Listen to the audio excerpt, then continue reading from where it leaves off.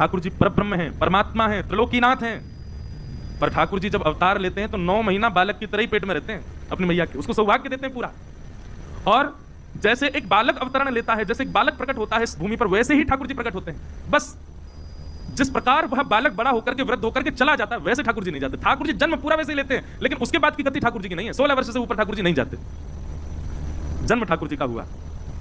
वसुदेव देव की दोनों ने चरणों में प्रणाम किया। ठाकुर जी बोले, मैया देख लो, आपने प्रार्थना की, हम आ गए।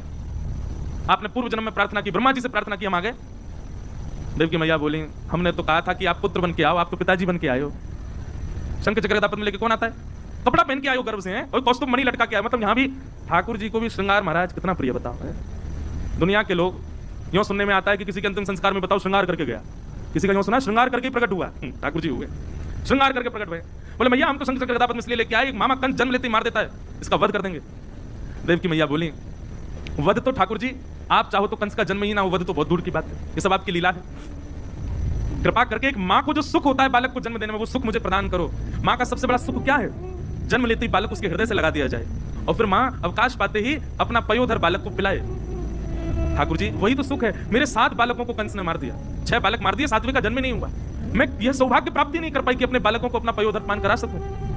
कृपा करके आप परब्रह्म मेरे यहाँ पुत्र बन के आए हो, छोटे से बालक बन जाओ, मुझे अनुभव करा दीजिए ना कि हाँ सच में आप बालक बन के आए हैं, मेरा पयोधर पान कर रहे हैं। ठाकुर जी बोले, मैया 2 भुजांतर ध्यान कर देंगे, लत्ता कपड़ा सब उतार देंगे, बालक बन जाएंगे, लेकिन फिर याद रहे लीला करने के लिए फिर हमको समय चाहिए। 11 वर्ष 56 दिन के लिए हमको ब्रज भेजना, लीला करके बढ़िया माखन मिश्री खा के गोप ग्वालों के संग आनंद करके फिर आएंगे। 11 वर्ष का प्रतीक्षा करनी पड़ेगी, तब आकर के हम महाराज कंस को वध करेंगे। मंजूर हो तो बताओ। 2 ऑप्शन दिए ठाकुर जी ने, या तो हम अभी कंस को मार करके अभी चले जाते हैं लीला पूरी करके, या फिर पूरी लीला विस्तृत करें और 11 वर्ष 56 दिन का आपको वियोग सहना पड़ेगा।